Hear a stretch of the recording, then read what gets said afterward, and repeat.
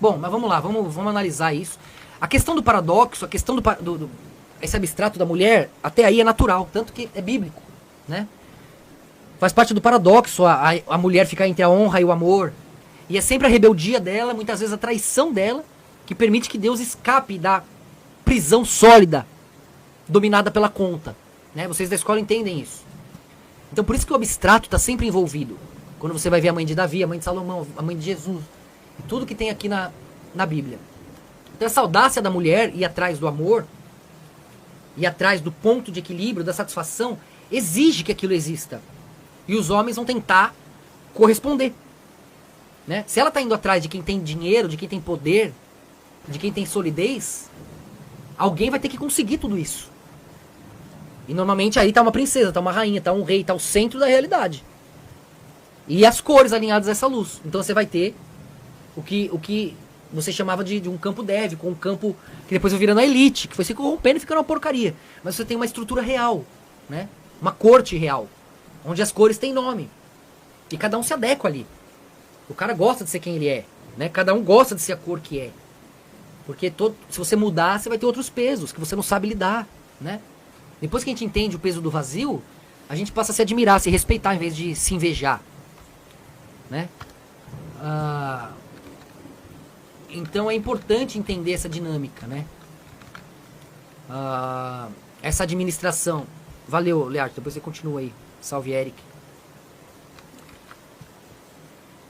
Então, o livro aqui explica o porquê que isso acontece, por que as mulheres enfrentam esse dilema, esse paradoxo, esses julgamentos, né? E essas situações durante a vida, a juventude, esse conflito entre o amor e a honra. Às vezes, normalmente é um amor, ali, uma paixão que destrói a vida dela inteira, depois todo o resto é consequência. E isso pode ser compreendido, né?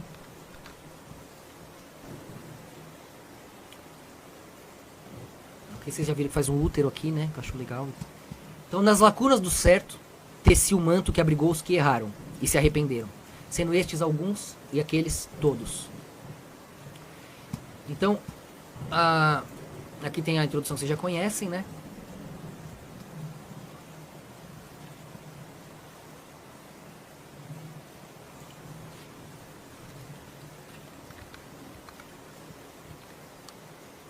Então vou ler aqui com vocês. Então, o título desse livro é mais do que um apelo comercial e psicológico. Mas antes, uma defesa a todas as mulheres que, com suas missões únicas, foram ofendidas e mal faladas em suas épocas, porém, redimidas pela história na obra de Deus. Inclusive está na descrição aí, quem quiser o livro, né? Tá nesse site aqui. Podia estar o site direto, né? Porque você vai ter que clicar aqui. Vir em livros, aqui, ó, Mulheres Bíblicas. Eu já devia colocar aqui vou colocar aqui na descrição. Para quem quiser o livro.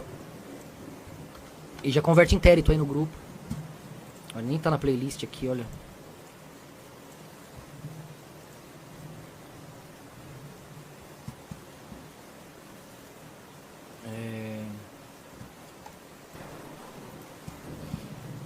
Então vamos lá. O título desse livro é mais do que um apelo comercial e psicológico, mas antes uma defesa a todas as mulheres que, com suas missões únicas, foram ofendidas e mal faladas em suas épocas, porém redimidas pela história na obra de Deus. É lindo perceber como a jornada de homens tão respeitados como Davi, Salomão e Jesus Cristo dependem diretamente da audácia delas, que, apesar dos riscos e acusações, por amor, desafiaram a lógica e convenceram o próprio Deus de suas razões paradoxais. E é assim que a espiral acontece, né? A reta tem que estar de acordo com a sua variação. Senão ela trava, dando de cara o alfa com o ômega. A gente estudou isso nas lives passadas aí com o Pi e tudo mais, né? Boa, Gui. Tá vendo? O YouTube não entrega, mesmo com o sininho e com tudo, né? Foda. Um brinde a todas elas que traçam a sutil e entorpecente linha entre o amor e o ódio. E literalmente, até entre o desejo, o amor e o ódio, o desejo e a vingança, né? Porque aquilo que mais te excita, o que mais te levou até ela, também é o que mais te afasta, que te dá ciúme, te dá raiva, o que transforma ela em algo arriscado de de se confiar, né? Então aquela mesma engrenagem que te gera o tesão vai te gerar o ódio também, muitas vezes.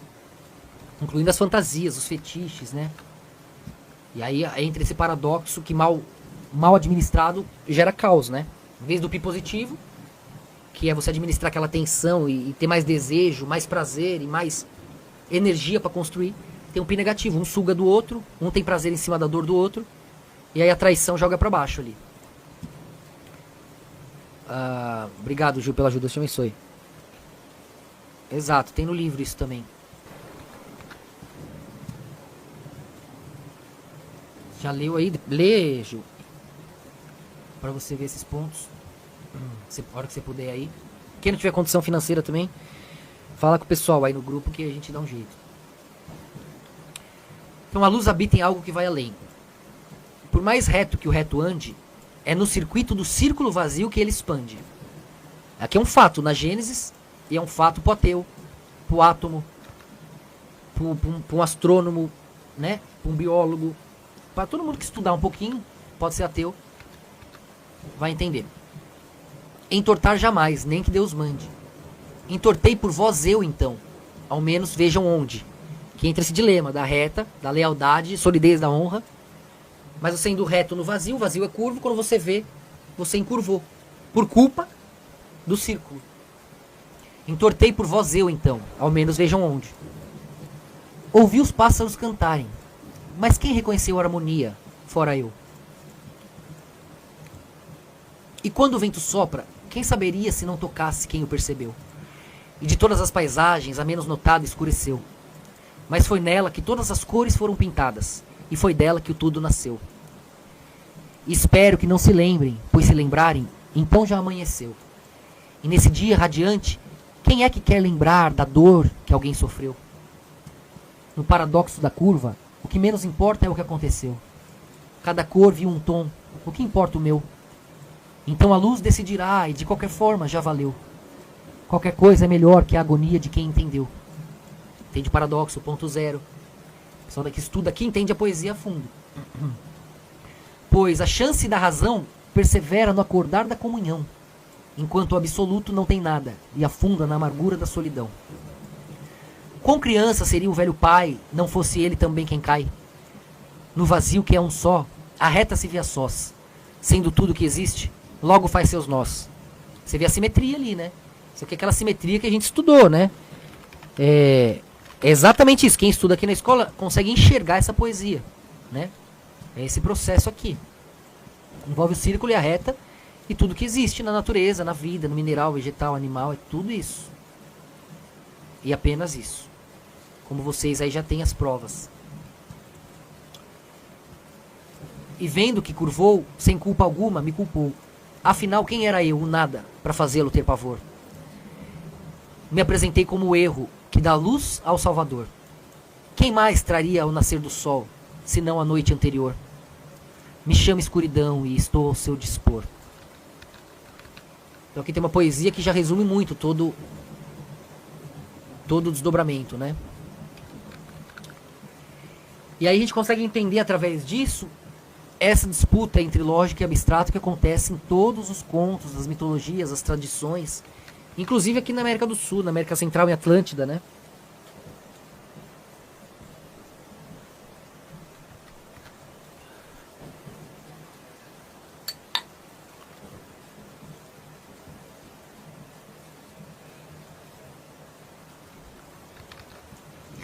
Então, o pai que mata o filho. Assim como seus ancestrais, Davi, cuja mãe precisou furar a toros da bolha lógica presente e corrompida, e também Salomão em seguida, nascendo de um relacionamento proibido, Jesus também teve uma mãe que trouxe a salvação do abstrato. Ou seja, do espírito que habita além do corpo lógico local, cercado por escolhas egóicas. Então, se você quer sair, né, da estrutura lógica, você vai precisar fazer uma espiral pelo abstrato, ao redor dela. Senão você está preso na conta aqui, né? Quem tiver conhecimento que faça a sua conta. Isso tudo a gente explica no livro O Anticristo, que tem aí também para vocês, o livro anterior. Então o Messias depende da rebeldia. Sem esse atrevimento guiado pelo amor, o espírito livre e poderoso de Deus estaria preso no binário, sujeito ao padrão lógico distorcido pelos homens. O espírito libertador precisa vir de fora do eco que encontra-se preso e perdido, ou do contrário, adequaria-se a tal perdição como todos os demais. Então, lógica tem meu abstrato, né? Então falta até o A aqui que incomoda a lógica. Eu deixei aí uma gracinha, um easter egg, né? É por essa razão que em todas as mitologias, ou seja, valeu galera, valeu Caio, Viviane e João.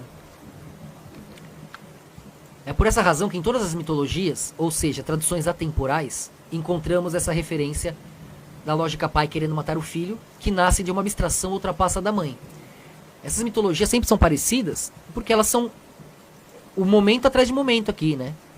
Até a teatralização desses passos aqui, por isso que são 12, né? Então cada passo é um deus, uma cor, um ritmo da própria luz ao redor de si, uma personalidade, uma tendência. Então por isso que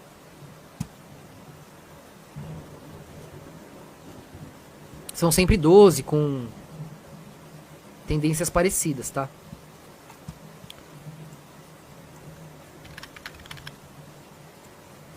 E tudo na natureza é isso, né? Nunca cessa. Vegetal, animal, mineral. Né? Se você olhar as moléculas, você vê só isso. Né? Mesmo que você for lá no Wikipedia, o átomo, a molécula, nada foge desse desenho, porque é a base da consciência. Pra cima e pra baixo. Se for no macro, no micro, fala, ó, os caras só conseguem ver isso. E eles ficam igual criança lá, dando volta, né? Pra gente que entende é engraçado. Mas pelo menos já tá aqui, nesse nível, né? Ó aqui, ó. É a mesma coisa, né? Mas os caras não ligam os pontos, ainda bem. Deus falou que ia cegar eles mesmo. Então mesmo na Bíblia, vemos reis preocupados com o nascimento de uma figura vinda de fora para mudar tudo. Assassinando assim diversas crianças, né? Então a gente tem lá no Egito, a gente tem com o próprio Jesus, né? Pior que não tô, não. Talvez seja de gritar. Ou tá baixo meu microfone, será? Pode ser que a chuva também de fundo aí tá muito alta.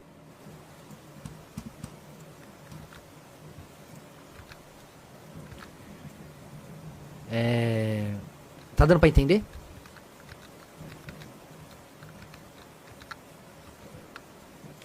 Né? Então você tem a história do faraó, você tem a história de Herodes, né? Ó, entendendo isso como um processo natural, tentavam achá-los e matá-los, como foi com Moisés e Jesus, que foram salvos pela própria engrenagem caleidoscópica da simetria. Foram salvos através de mulheres, né? Adequação de momentos cabíveis, onde a mulher protagoniza. Então o que seria essa engrenagem caleidoscópica da simetria? Vocês entendem isso aí? Respondem no chat para mim, os alunos mais veteranos. Vocês entendem a engrenagem caleidoscópica da simetria? Vocês lembram o que é um caleidoscópio?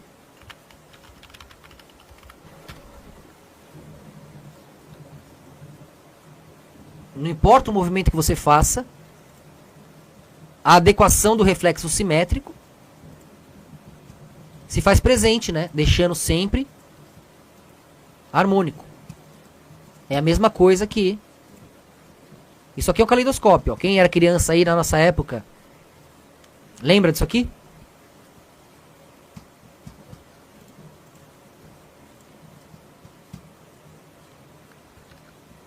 Respondam aí no chat pra mim, pra ver se vocês estão ligados. Então, a simetria é assim, ó. É exatamente isso. No vazio, ela ecoa a si mesma. Então acaba sendo igual um caleidoscópio, que só tem as suas próprias paredes para gerar referência.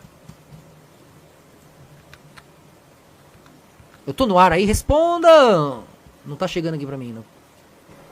Beleza, tá aí, né? Então, ó. É assim que dá efeito Mandela. É assim que uma bomba atômica não explode. Porque não dá pra destruir quem destruiu. Atemporalmente, né?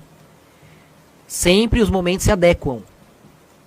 E aí sai simétrico. Por isso que você acreditar que Deus sabe o que faz, tudo é pra melhor, esse momento existe. E se você acreditar, você sintoniza lá. né? Cientificamente você vê que existe. Como também existe o contraste, que se você não crê, você sintoniza lá. Que é a ausência da crença. A ausência da certeza, né?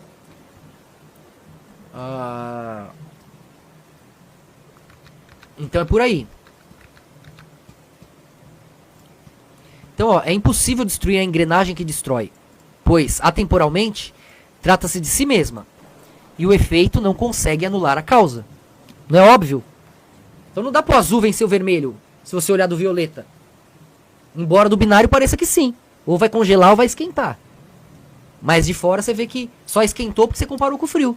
Só esfriou porque você lembra do quente. Então tá sempre junto, embora você não perceba. E aí a gente entra na mitologia aqui.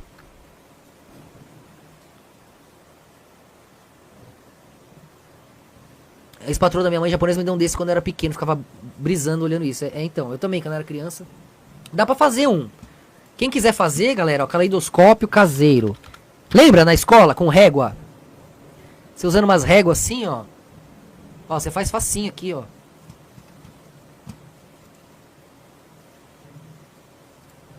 Gente, o caleidoscópio que a gente conhece, contrato Olha lá, ó. em tinta. É melhor que o espelho, né? Mas alumínio já dá. Sim, vamos aqui. Eu tenho que fazer um pleço aqui, né? Gente, cópio artesanal. Ah, como bosta é esse? Não é possível. Pera aí que tem uns melhores. Quando eu era criança eu fazia... Não vai me dar strike. Eu gostei. Ficou lindo. Ai, caleidoscópio linda. Calma que tem uns aqui. Aqui, esse sim, ó. Era assim que eu fazia, ó. Ó, com miçanga, pô. Aquele lá ficou muito ruim. Ó. Esse aqui. Ah, esse cara aqui, esse cara eu conhecia. Já vi a cara dele. Esse faz bonito. Olha lá, ó. Ah, moleque, esse sim, cara. Também olha lá, já melhorou. Naquilo que se diga, nossa, caleidoscópio surpreendente. Mas tá legal, tá legal. Melhor comprar no Google aí, deve ser barato, mano. Caleidoscópio. Preço. Shopping. Aqui, ó, 35 conto, ó. 123 conto, caralho, caleidoscópio caro. Esse aqui 172, uns caros. Tem uns mais baratinhos, deve ser muito ruim esses baratinhos também. Caralho. Aqui, ó, esse aqui deve ser da hora, 41 reais, uma infantil. Ah, beleza, vocês entenderam a ideia. Para de... Porra, vocês também... Parece que não tem foco. Ai, ai. Tá louco.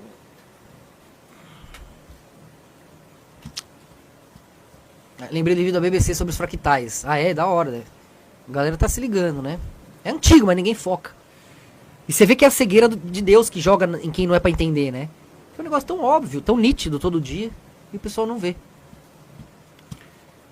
Ai, ai. Então vamos lá.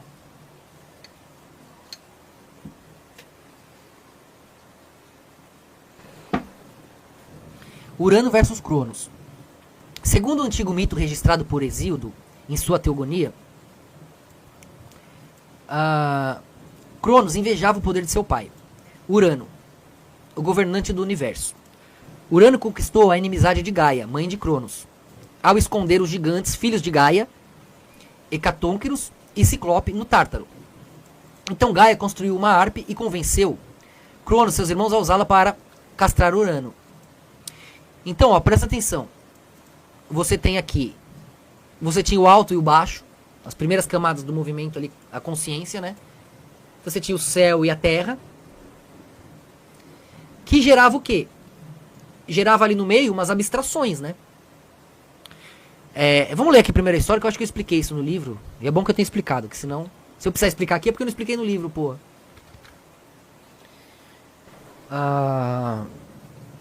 Esses eram muito loucos, Alex, tem uns muito loucos. Não, aqueles que dá pra olhar as fotinhos é parecido, mas aí é só a foto. É igualzinho, só que você gira e aí ele vai fazendo desenho, porque tem espelho dos lados. Os espelhos acabam representando o vazio, né? Porque no vazio você não ia sair em você mesmo. Ia ser igual um espelho. Então o caleidoscópio simula o todo.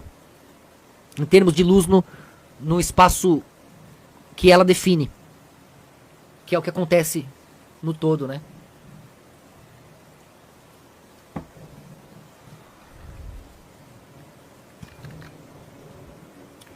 Então, ó, a pedido de sua mãe, se tornou o Senhor do céu. Então, ó, você vê que é totalmente feminino aqui, contornando, transformando, criando a espiral da reta, né? A pedido de sua mãe, se tornou o Senhor do céu.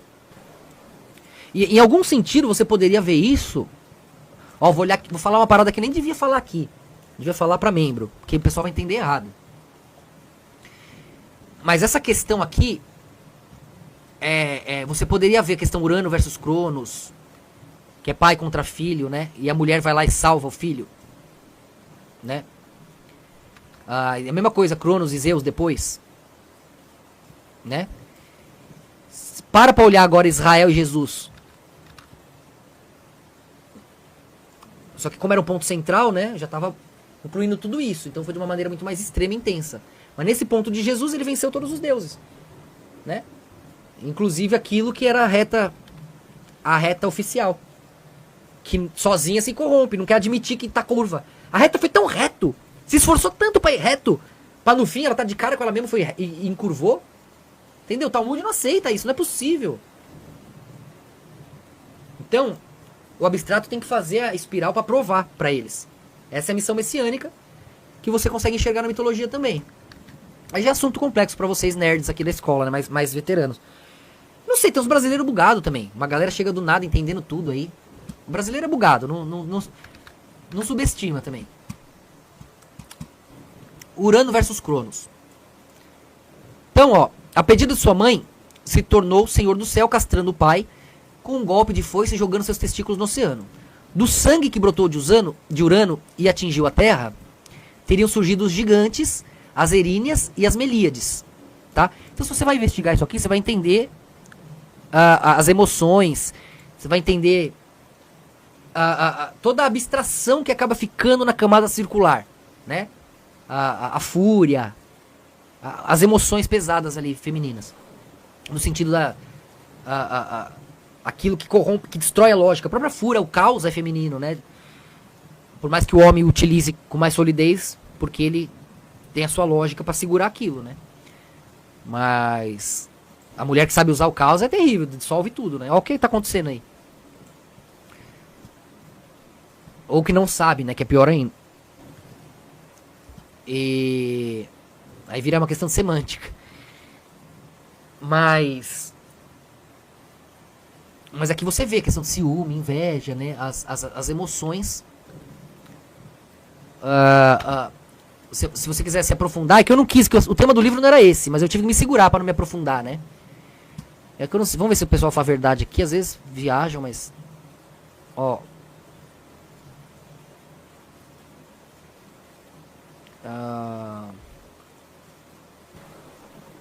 Ó, vingança, tá vendo?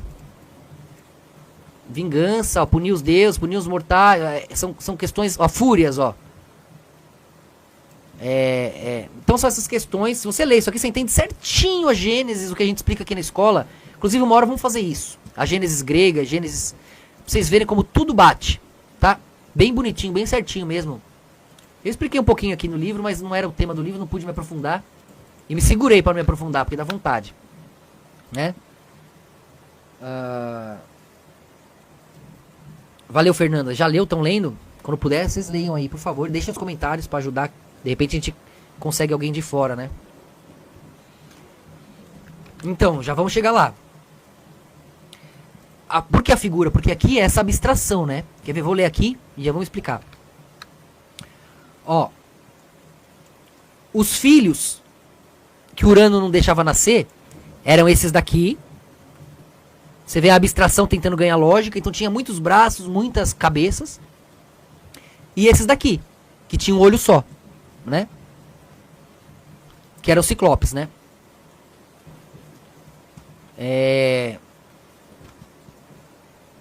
Então, ó, os testículos teriam produzido uma espuma branca, da qual emergiu Afrodite.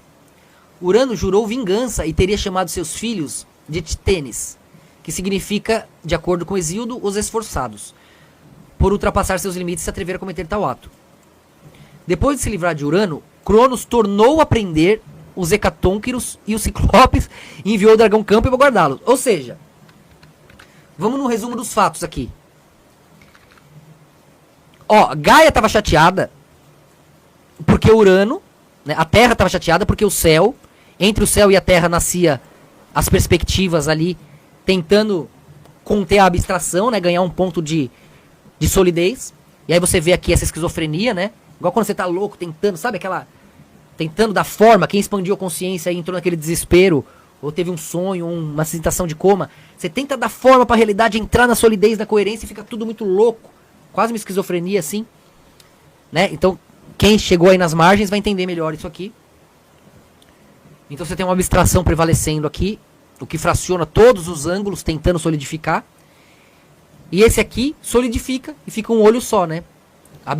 Solidificando todo o abstrato e aqui abstraindo o sólido, né? Então, como era uma coisa muito louca, não dava pra deixar ali no meio. Pra ele ficar com a coerência, ele deixava aquilo ali no abstrato, ia travando aquilo ali. Por isso que ele matava. Então você vê que Gaia, ele pegou Cronos, que é o tempo, entre o céu e a terra, tudo que acontece, você pode contar momentos. Logo o tempo vai existindo, porque tem um tabuleiro, tem uma dinâmica, né? Junto com as outras essências que aparecem juntos ali, que não é o tema aqui, mas eu falo um pouquinho. Então o tempo ajuda a vencer, né? O céu, o espaço, porque o tempo consegue transformar o espaço em aqui ou lá, né? Em perto ou longe. É uma repetição de momentos. Aí o espaço começa a ganhar forma. Entende? Sem o tempo, o espaço é todo soberano. Tô falando cientificamente. Tô entendendo? Não dá nem pro ateu negar. Não é... Você acha que gênios, que nem os gregos, que inventaram tudo, que os caras pagam pau aí, né? Desde a arquitetura, filosofia, questões matemáticas, o direito, né? Ajudaram... Inventaram naquelas, né? Que eles também trouxeram do Egito, que trouxeram da... Enfim, é um desdobramento que vocês conhecem. Quem lê o livro Cristo Lúcifer entende como. Que os gregos sabiam tanto. Inclusive entende como a Suméria sabia tanto desde o começo, né? Do nada, a primeira civilização já tinha roda, leis, escrita, tudo, né? Por quê? Vem do quântico, é o elo perdido de Atlântida.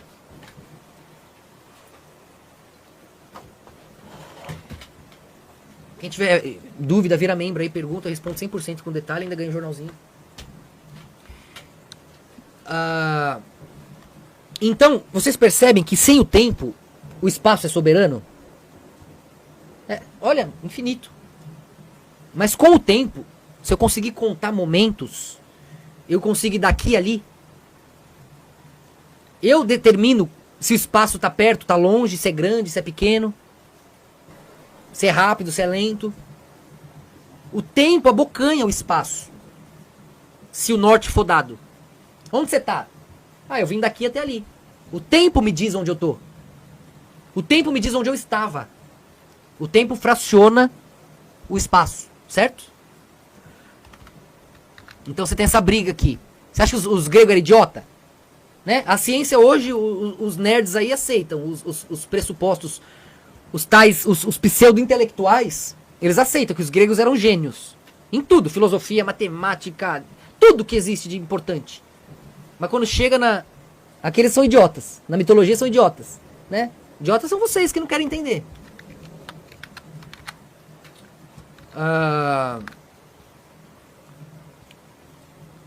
Então, você vê aqui o tempo. Gaia usa o tempo para vencer o espaço. Por quê? Porque ela queria libertar seus filhos. Mas depois que Cronos ganha, ele não só prende os filhos dela de novo, igual já tava, ele falou, você é louco. Esses malucos aí é muito abstratos, essa loucura não dá não pra conter. Eu não conseguia conter ainda. Zeus depois consegue. Porque já deu mais um giro, né? Vocês vão entender. Então, eles não só, Cronos não só prende de novo, Cronos é o tempo, daí vem cronômetro, né? Cronológico. Ele não só prende de novo os filhos que a Gaia fez ele libertar, como ainda põe Campi, né? Que é um dragão fêmea, dominando a fúria, pra guardar essas abstrações no Tártaro, que seria um ponto caótico ali no fim. Eu vou explicar isso aqui também. Aqui no livro eu explico isso por cima, mas explico. Pelo menos tentei, galera. Espero que tenha conseguido.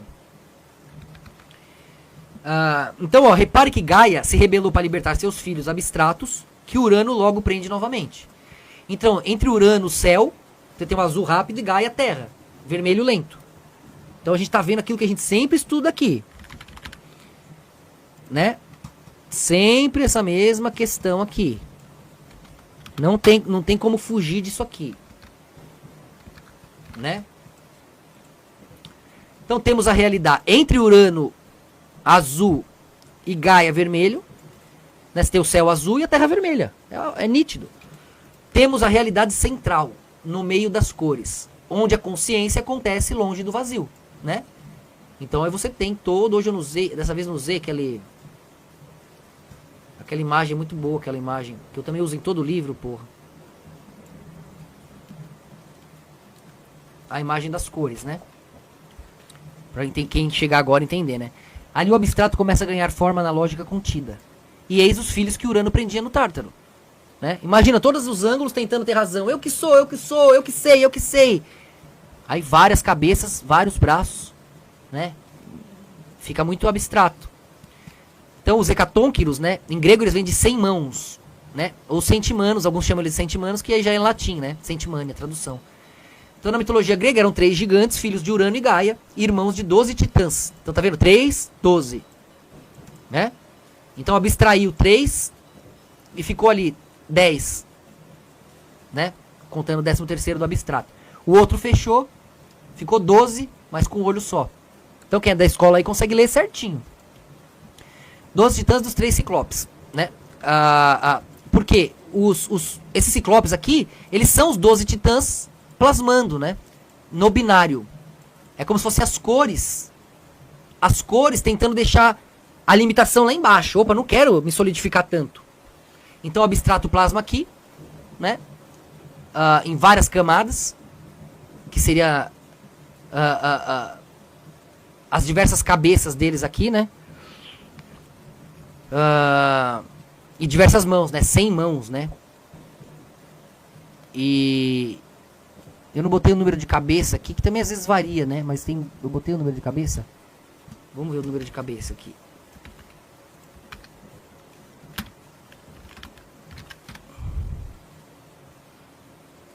50 cabeças, ó. Fica bem abstrato também. Quem quer parar pra contar as cabeças? Mas era meio... Já é um número meio abstrato, né? Já é uma esquizofrenia, né? Porque os deuses, os titãs estão tentando se manter lá em cima sem perder o poder de dominar os átomos. Quanto mais se solidifica, mais poder você perde. Mas mais vida você ganha, né? É um paradoxo aí. Vocês da escola entendem isso. Porque você ganha mais surpresa, mais limitação. E aí fica nessa... A consciência precisa ir se orbitando, né?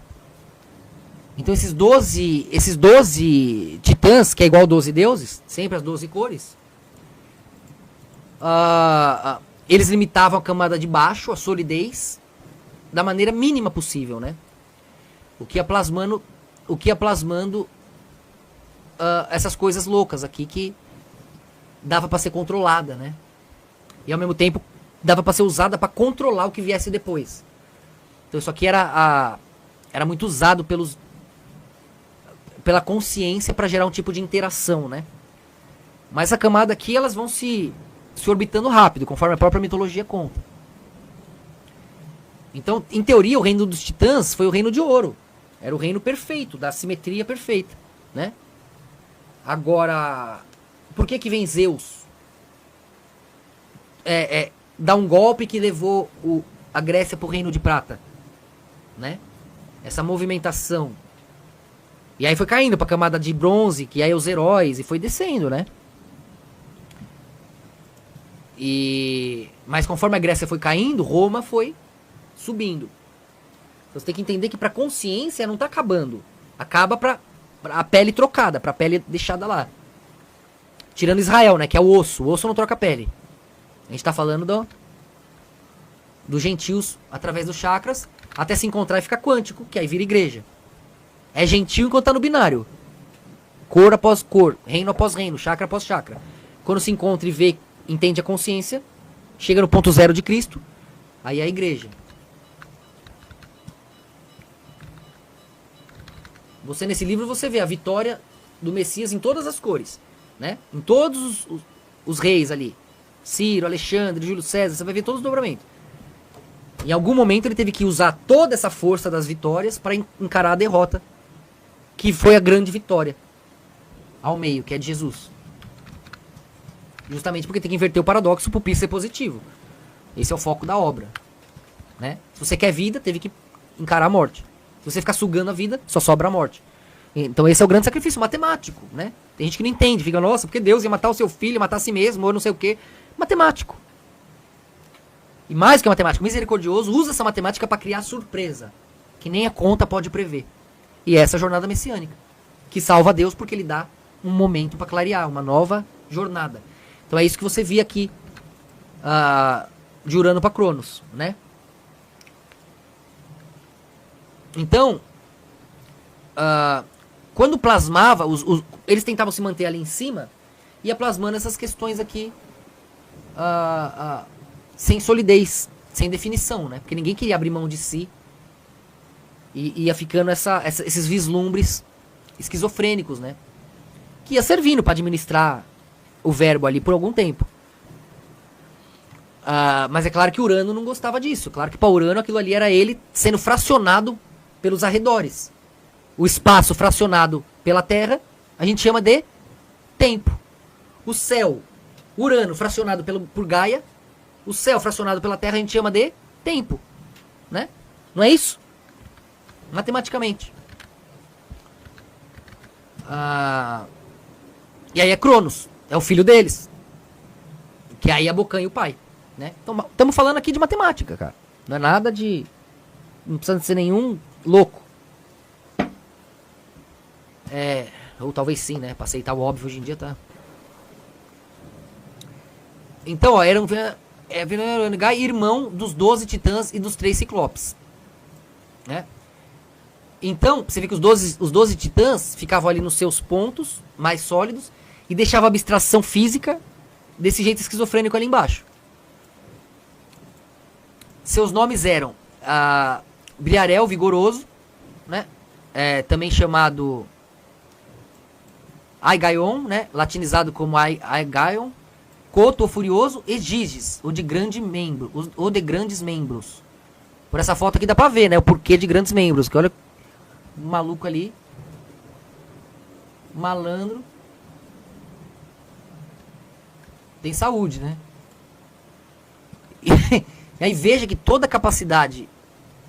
Não, então beleza, o de grande membro. Eu aposto que esse aqui era o de grande o de grandes membros era esse, da estátua aqui. Possuíam 100 mãos e 50 cabeças. Veja que toda a capacidade que o abstrato capta do atemporal, a gente fala capta, né? Mas o certo seria capita, né? Sei lá, talvez os dois. Do atemporal não cabe no teatro lógico. Plasmando de forma semi-esquizofrênica, assim como seus irmãos ciclopes. Então, ó, os ciclopes, olho redondo significa, né? Círculo e olho, do grego.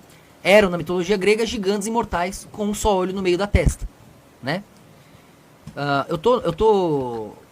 Mantenha o chat aí funcionando, nem que seja qualquer coisa pra eu poder saber que eu tô no ar. E também pra a live ser distribuída, né, galera? Fica falando qualquer coisa aí. Quando é besteira, vocês falam, né? Eu tô no ar? Nem sei. Então, ó, vemos nos hecatônquiros a abstração exagerar e nos ciclopes a lógica exagerar. Então qualquer um que olha aqui vê, ó, o abstrato exagerar aqui e a lógica exagerar aqui. Então era a binarização dos 12, né?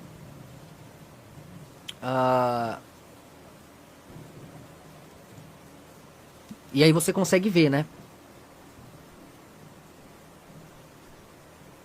Então aí você tem 3 gigante desse e 3 abstração, 3 lógica. Resumindo os 12, né? 3 pra cima, 3 pra baixo, os 12, né? Beleza, tá aí, né? E vemos a exagerar, nos ciclopes a lógica exagerar.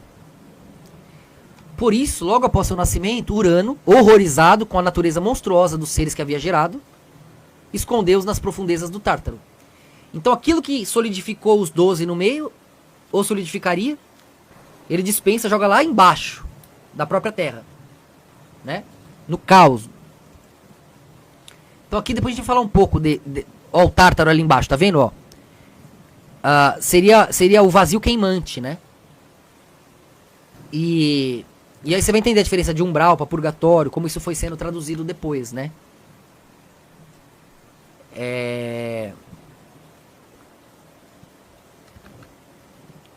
Então, ó, por isso, logo após seu nascimento, Urano, horrorizado com a natureza monstruosa do ser que havia gerado, escondeu as profundezas do Tártaro. Na Ilíada de Homero, apresenta-se este mitológico Tártaro como uma prisão subterrânea, tão abaixo do Hades quanto a terra é do céu, né?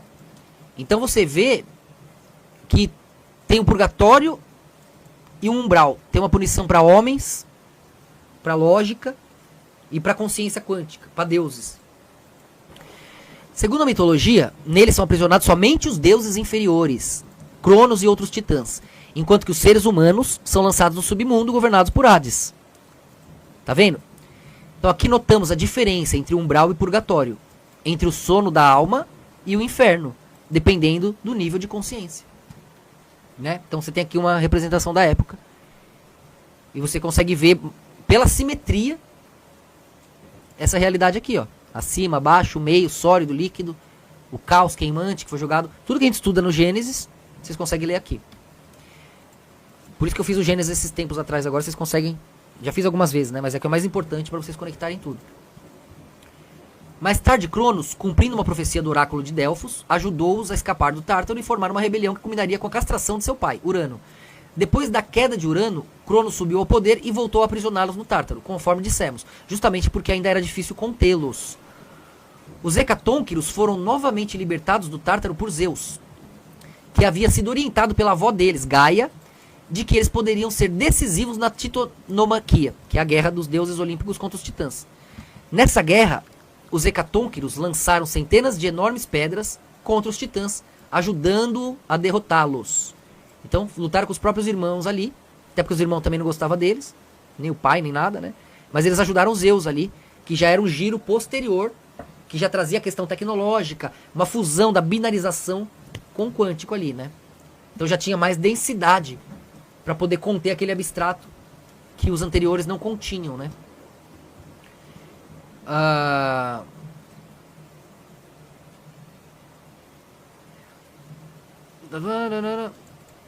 Depois da vitória contra os titãs, já era a terceira camada dévica, a violeta, entre azul e vermelho, permitindo que Zeus abocanhasse tais criações com a tecnologia pela densidade que a lógica ecoou. Assim, Briareu ganhou uma morada nas profundezas do mar Egeu, enquanto Coto e Giges se estabeleceram em palácios no rio Oceano. Aí eles ficaram livres ali na realidade, o que foi não tão bom necessariamente. Mas foi, né, pro movimento. Mas é claro que já não seria aquela era de ouro dos deuses só no quântico, interagindo de maneira quase como uma fazenda com o homem, que aí fica aquela harmonia perfeita do Éden, mas dura pouco, porque o movimento precisa girar, né? Por isso, logo após seu movimento, Urano, como mostrou vocês, escondeu nas profundezas do Tártaro. Aqui a gente já viu, caraca, aqui. Cabelo no quântico, tecnologia. Calma aí, onde a gente estava? Tá. Exildo afirma que o caos vazio gerou seus filhos de si mesmo. Ó, aqui vamos ver o Gênesis, um pouquinho do Gênesis na Grécia. Ou seja, os filhos de caos, e vamos conectar com a ciência. Os filhos de caos nasceram de cisões, assim como se reproduzem os seres unicelulares, mitose, né? E eis o processo que enxergamos no microcosmo vivo de nossas células. Então quando você pega a primeira formação, o primeiro ponto, né, que era o vazio caótico virando luz, né? Que aí vai gerar o movimento estável, né? Se vendo, se aliviando, né? Quando você pega essa divisão, o caos, ele gera a luz de si mesmo, ele se divide. São dois tipos de vida, né? Vocês lembram na escola aí? Você tinha mitose e meiose, né? Meiose vai metade para cada lado, já é a biologia aqui, mais densa, homem e mulher. E você tinha a mitose, né? Que um só se divide em duas células iguais. Então quer dizer, uma coisa que era uma só, o vazio, o hidrogênio, se junta com ele mesmo, ou se separa dele mesmo, né? Com ele mesmo ele dá um jeito pra fazer o hélio. E depois junta isso pra fazer o próximo. Junta o hélio pra fazer o próximo. Então, a ciência vai se aproximando do processo único, coerente de movimento, né? Então aqui você vê mais ou menos da mesma forma. Quando você tá nos momentos iniciais, você tá olhando o micro. Você não tá olhando o momento inicial da luz? Igualzinho os gregos estão contando aqui, só tinha isso, o momento inicial da luz. Né? Então os filhos do caos nasceram de cisões de si mesmo. Igual quando você olha o micro. Até o macro. Né? Com essas explosões, elas se auto-multiplicando. Os filhos de caos nasceram de cisões, assim como se reproduzem os seres unicelulares, mitose. E eis o processo que enxergamos no microcosmo vivo de nossas células. Né? Valeu, Marcos. Obrigado pela ajuda. Deus abençoe.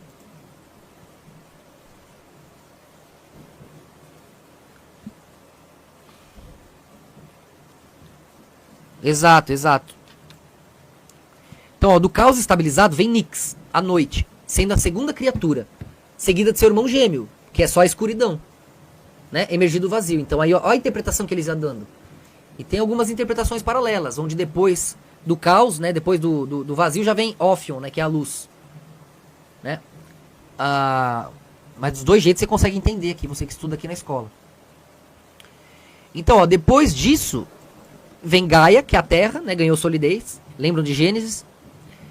As trevas abismais, ó.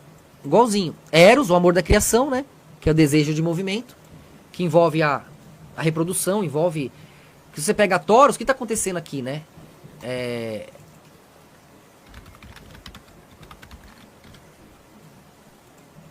Quando você pega Taurus aqui, ó, o que está acontecendo nesse movimento, ó?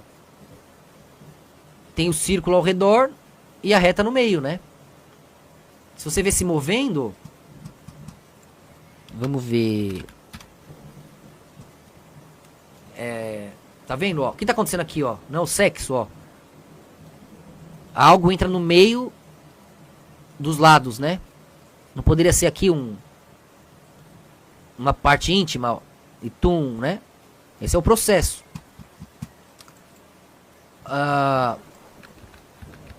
Então, ó,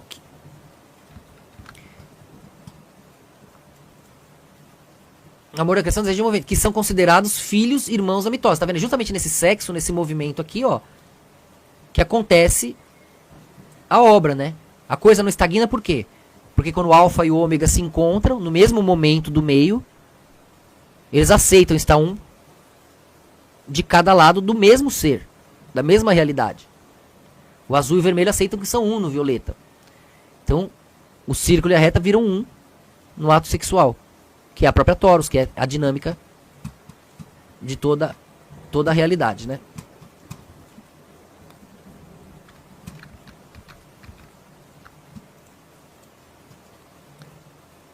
Então, ó. Então esses são considerados filhos e irmãos, né? Em mitose de causa. Então por que filho e irmãos? Por que Eros, o amor e Gaia e tudo isso é considerado tanto filho quanto irmão de caos? Porque é mitose. Se você é saiu um teco de você, é seu filho ou seu irmão? É igualzinho. Dividir ficou igualzinho você. É seu filho ou seu irmão? Então aí vira questão de perspectiva. É nesse ponto que o Espírito Santo entra, né? Pra separar pai do filho. Por isso que a Trindade é tão importante e alguns querem rejeitá-la. Porque aí você tem um norte pra espiral, né? Dessas forças primordiais sobrevieram as outras das divindades gregas, né? Então tudo veio daí, ó. As mitose gerando um, gerando o outro. Depois começou meiose mesmo, né? Na Jambra.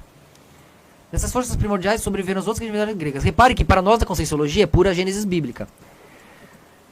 Na mitologia grega, a narrativa cosmogônica tradicionalmente começa com o caos. O caos é descrito como um estado primordial de vazio ou desordem, a partir do qual surgem as primeiras divindades e elementos do universo. O movimento em relação à estagnação, igualzinho Gênesis que a gente estudou. Temos também versões onde Eurínome teria dançado sobre as águas. Lembra de algo? né? Depois Seurino me virou já um deus que acabou sendo mais binarizado, né? Ou uma deusa, uma essência mais binarizada com questões teatrais, né? Mas você encontra alguns contos onde esse nome era usado para isso, para dar essa versão das águas iniciais. E quando ela capturava o vento, que é o próprio fluxo, né? Criava a luz, com quem gerou o universo. Então, de novo, você vê o Gênesis claríssimo aí. Entendemos então a consolidação da consciência, passando por diversas fases caóticas, que eram presas no Tártaro, guardado pelo dragão Campi. Campi, né, do grego, talvez de Campos, né, monstro marinho. Na mitologia grega era uma divindade subterrânea, um monstro feminino. Cronos a encarregou de vigiar o Tártaro, onde havia encarcerado os Ciclopes e os Hecatônquiros. Morreu nas mãos de Zeus quando esse libertou os prisioneiros do Tártaro para que o ajudassem a lutar contra Cronos. Como dissemos, na fase de Zeus já havia o eco para o abstrato caber na lógica através do quântico, tecnologia. Então já estava unindo ali, né, os lados. Campi é descrita como um monstro híbrido com corpo de mulher, mas com sua metade inferior de dragão. Suas pernas envoltas em serpentes e seu cabelo feito de serpentes. Na cintura de Campi se formam cabeças de animais perigosos como leão, urso, etc. É onde o abstrato serve pela fúria. Alguns a consideravam como uma reconfiguração do monstro babilônico Tiamat. E também como Equidna, sendo, ou Equidna, né? Sendo suas escamosas pernas assim como as de Equidna. Víbora, ou equivalente feminino de Tifão. Então tudo se conecta. Em seu dicionário ou léxico, Esíquio de Alexandria faz notar que o poema Epicarmo qualifica Campi ou Ceto de monstro marinho, pois o nome Queto não só designa como monstro em particular, filha de Gaia e ponto. Então você vê que ela era filha da terra, Gaia, e ponto, o mar. Então, Gaia no meio, terra com céu, fez alguns filhos. Gaia no meio com o mar, fez outros filhos. Mas também aos monstros marinhos em geral. Portanto, é uma das mais poderosas criaturas já criadas. Então imagina, de novo, a mulher naquele meio do pivô, né? Gaia estava aqui, o mundo dela e de Urano era esse aqui, ó. Imagina, ela podia ter filhos com o mar embaixo, com ponto, e não faz parte do mundo de Urano, né? Até a coisa ir conectando. Então você vê que esse dilema de ver a reta central do círculo já divide dois mundos. O que é e o que seria. O que eu quis, o que eu queria. O que eu posso, o que eu poderia. Então, é muito difícil para a mulher que não tem o domínio, que não é varoa, não tem o domínio do norte, a não se perder nessas diversas realidades paralelas que são umas tão poderosas quanto as outras, né? São tons verdadeiros, são possibilidades verdadeiras. É como se ela tivesse o tempo inteiro podendo mudar a chavinha da rádio e tá no mundo diferente onde ela sempre esteve. Ela muda, sempre esteve ali, muda, sempre esteve ali, muda, sempre esteve ali. Isso é científico, mas deixa a mulher louca se não tiver uma sólida reta no meio pra dizer, opa, a espiral é pra lá. E você provar. Aqui, ó. Lembra isso aqui? Isso aqui, isso aqui, isso aqui? E é difícil e cansativo.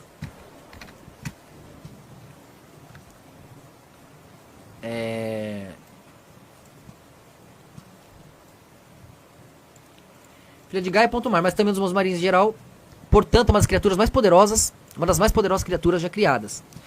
Vemos claramente nestes contos a disputa entre abstrato e lógica, quando há algum excesso de estagnação. Isso é causado pelo movimento.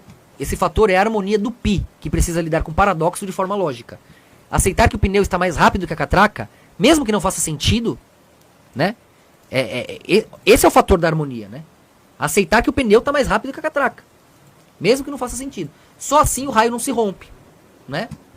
Então a gente já mostrou várias vezes aqui. Pneu, bicicleta, GIF, né? Não adianta a lógica querer encher o saco. Nesse ponto aqui. Tem um girando, não? Filha da pua. Entendeu, ó? Você tá andando aqui, ó. Ó como essa aqui tem que... Como é que você vai equiparar, né? Ó o tanto de massa que tem que andar aqui, ó. Dá a impressão que tá mais lento, porque é muito, né? Mas se você acompanhar, sem contar que não tá no chão, né? Aqui talvez esteja um pouco desproporcional mesmo. Mas olha o tanto de massa que tem que correr. Ao mesmo tempo que só isso aqui, ó. Dava a volta rapidinho. Então, Mas tem que correr tudo isso. A velocidade angular aqui tem que ser muito mais rápida aqui no meio. E não faz sentido, a lógica é falar, como que pode a minha pele tá mais rápida que meu osso? E andando ao mesmo tempo, não é possível. Mas eles têm que aceitar esse paradoxo, que o vermelho tá mais lento que o azul, embora esteja no mesmo violeta, que é o movimento linear que a roda faz, né? Então a lógica tem que aceitar pelo abstrato, tem que sentir. A intuição entra em jogo aí. E aí que o alfa e o ômega se encontram. E tem um sacrifício aí, né? Fala, caramba, é verdade. Então algum fato tem que morrer na cruz. Pra mudar de opinião, aquele rei que quer continuar pensando aquilo se foi. E veio olhando o contrário, dizendo o contrário, que me inclui, talvez até me defina, me fortaleça, ao invés de me dissolver. É isso que Jesus faz com o violeta. O violeta não vem apagando o azul com o vermelho nem vice-versa, mas mostrando como os dois são um. De Adão a Cristo, a sua volta junto os dois. E põe Israel e as nações, o céu e a terra, né? Diante do quântico, que fica nas margens do bastidor disso. Que parece ser a meta, mas na verdade de onde Deus vem. A meta de Deus é a obra que o homem rejeita.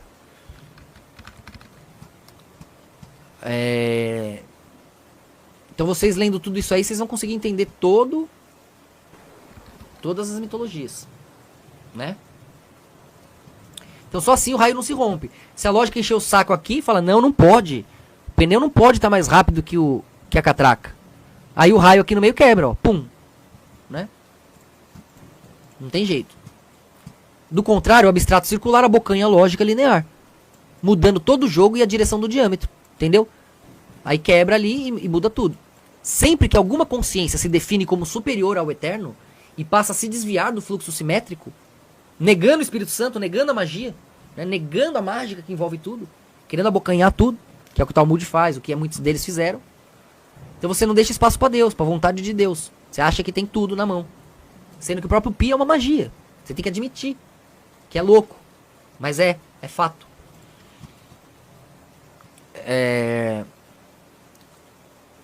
Passa a desviar do fluxo simétrico, trata-se de um reflexo óbvio, né?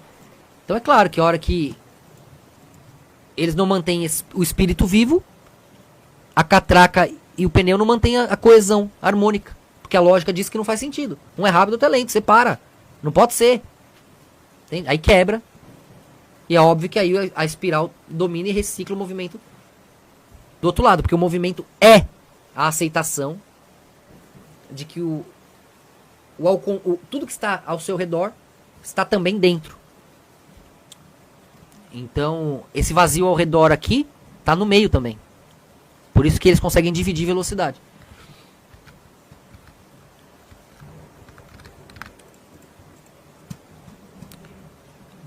Então, esse abocanhamento é um filho vindo de fora, né? A partir do momento que quebrou ali, a lógica está tentando manter, está tentando travar, não vai ter movimento, não vai aceitar a magia do Pi, aquele infinito que mantém o movimento.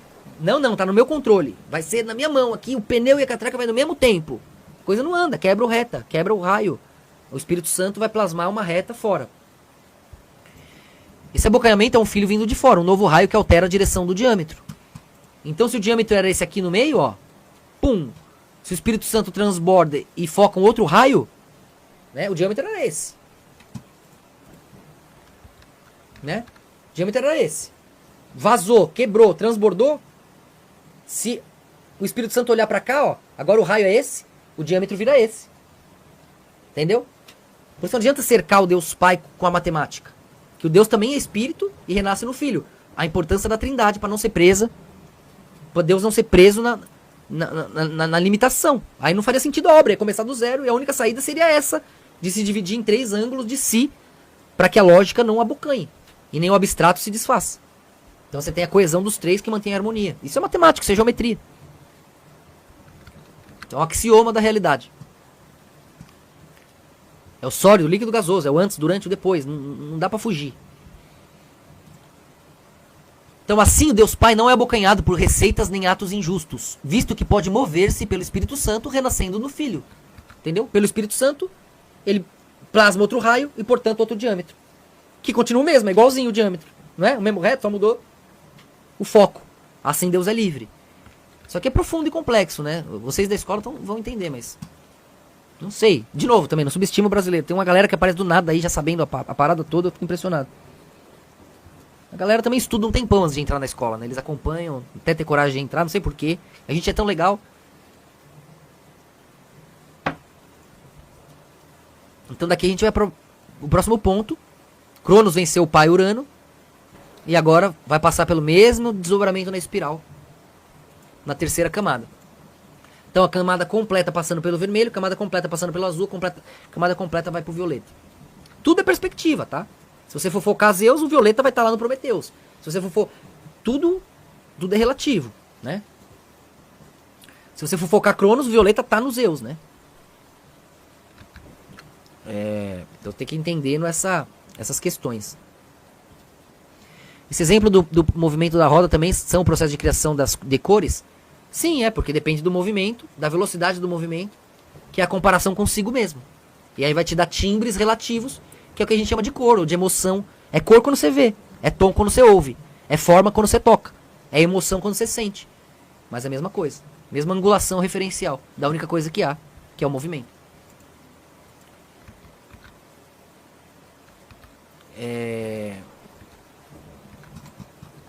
Calma que eu preciso pegar mais combustível lá, galera.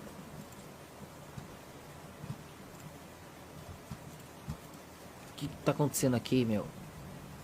Ah, nossa, tô lá no passado aqui, ó.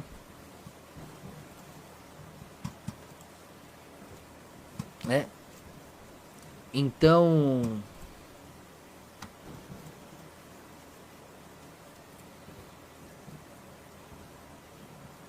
Calma que eu já vejo. Não é como se segura o cara aqui, que eu estivesse, já vou por pegar exemplo, simplesmente defendendo crimes tão hediondos como, por exemplo, a que aconteceu na Alemanha no passado, né, que o YouTube não gosta que a gente deu os nomes corretos aos bois. Você, por exemplo, propagar aquilo como algo legal, como algo que deveria estar acontecendo, isso de fato é um crime, porque tem um crime por detrás.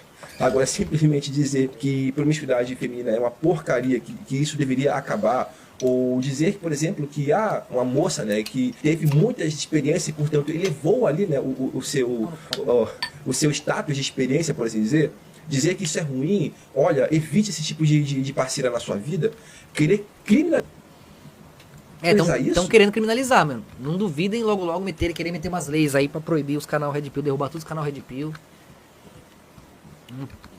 Ridículo. Bom, vamos voltar lá. Você faz um canal recomendando que a juventude transe e aborte, beleza. Fazer um canal dizendo que não é crime. Meu Deus do céu. Aí você vai pra Cronos e Zeus, né? Cronos casou com sua irmã Reia, que lhe deu 6 filhos. 3 mulheres, Hestia, aí você vai vendo a teatralização já, né? Hestia, Deméter e Hera, e 3 homens, Hades, Poseidon e Zeus. Você vai ver o tempo ali, já vai fracionando aquele espaço. E você vai vendo a essência dos seus filhos. De novo, 12. Como você tinha os titãs.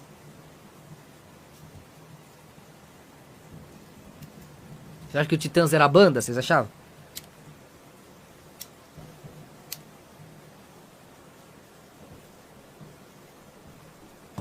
Pô, fiquei sem charuto. Os caras estavam pra vir com o meu charuto. Lá de São Paulo. Cadê os caras com o meu charuto?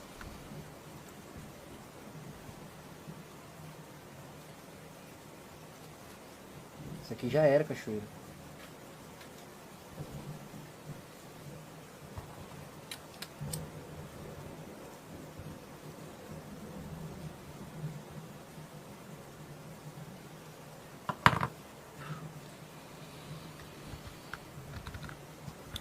Então, Cronos versus Zeus. Não. Como tinha medo de ser destronado por causa de uma maldição de um oráculo, de novo, a espiral, né? Igual ao seu pai. Na verdade, repetição do seu próprio eco espiralando. Cronos engolia os filhos ao nascerem. Comeu todos. Eita. Exceto Zeus, que Reia conseguiu salvar enganando Cronos ao enrolar uma pedra. A pedra de Onfalo. Isso aqui é interessante, tá? Porque há quem diga que é a mesma pedra de Abraão. Ismael, né? Que tá lá até hoje na Caaba. Pus até foto aqui, ó. Depois vocês vão ver.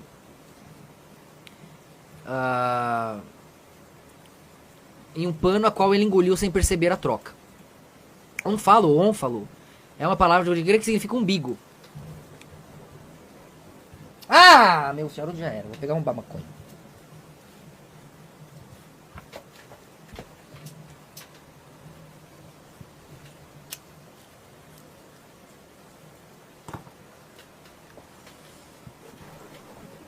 O umbigo é, desde os tempos remotos, o símbolo do centro, a partir do qual se dá a criação do mundo e está presente em muitas culturas.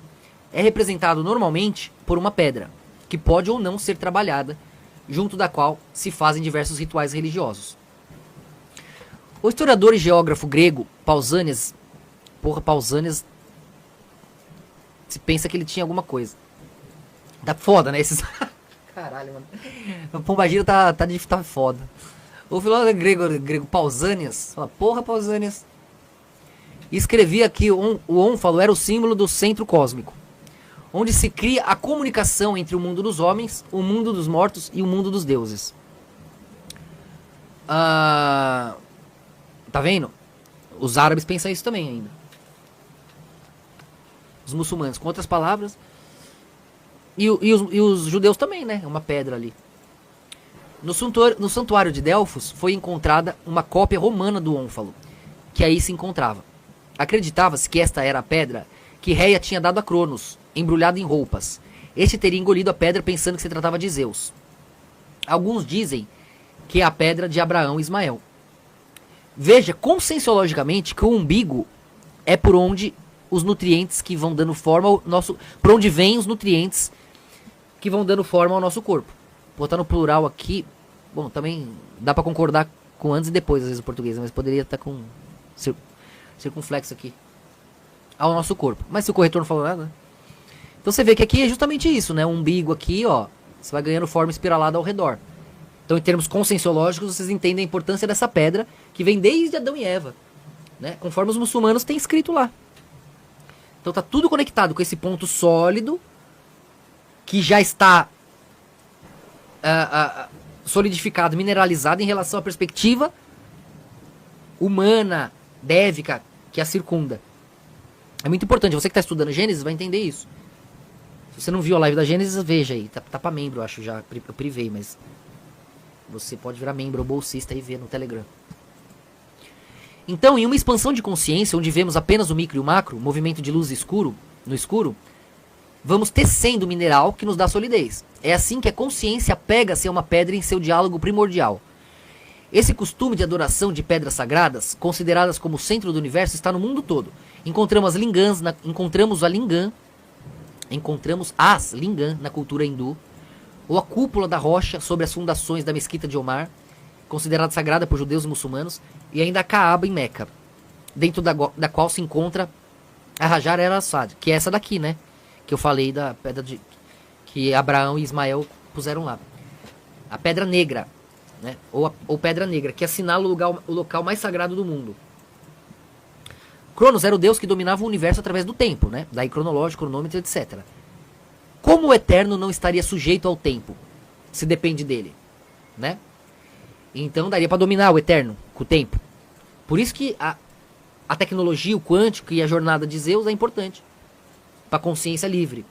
Todas as liberdades e revoluções resultam na liberdade do Deus pleno. Vocês têm que conseguir enxergar isso.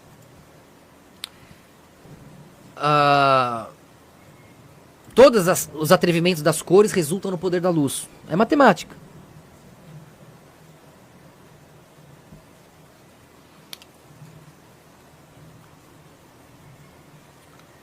Zeus, portanto, seria a libertação da consciência plena, mostrando que tudo pode, e que nenhum fator lógico pode prendê-lo, nem o tempo, nem o espaço.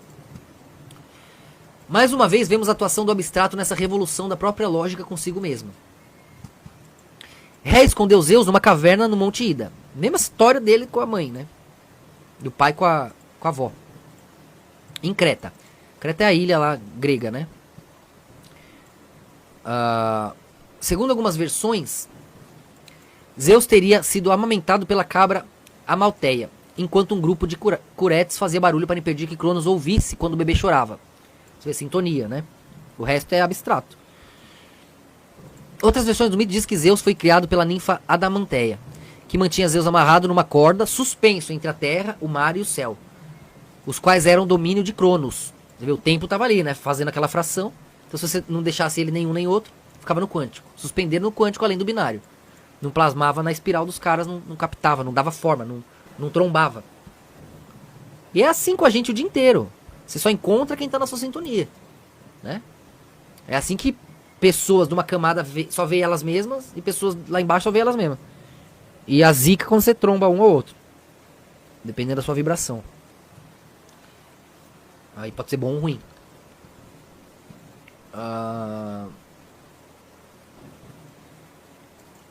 Outras versões ainda dizem que Zeus foi criado por sua avó Gaia. Quando Zeus cresceu, resolveu vingar-se de seu pai, solicitando para esse feito o apoio de Metis, a Prudência, filha do titã Oceano. Bom, aqui também daqui a pouco eu vou ler o livro inteiro, né? Já tá bom já. Aqui vocês vão entender todos esses dobramentos. Zeus não mata, mas limita. E aí vocês vão entender por que tem 2000 anos de Zeus, 1000 anos de Júpiter. De repente amanhã ou depois a gente fala mais disso, né? E tem muita coisa pra gente estudar aqui. Inclusive tem as pedras aqui, ó. Aí eu falo bastante disso, ó. Caramba, velho. Lá embaixo que eu vou falar da pedra. Achei que era aqui. É que tá tudo conectado os assuntos, né, ó. Mas a pedra aqui, ó, que Abraão e Ismael foram atrás depois que Sara morreu. E tá ali dentro dessa Caaba, onde eles giram ao redor toda hora, lá que vocês já viram, né? Parece o que essa pedra aqui? Ô, louco. E aí aí que a gente explica isso aqui também. Depois a gente vai lendo mais, tá? Sobre Sara, sobre esses dobramentos. Que eu acabei deixando pra história de Abraão ali, quando ele vai atrás com Ismael. Isso tá nas fontes, tá? Nas tradições islâmicas. E tem muita coisa pra gente ler aqui e estudar, velho. Muita coisa legal, muita coisa única, tá?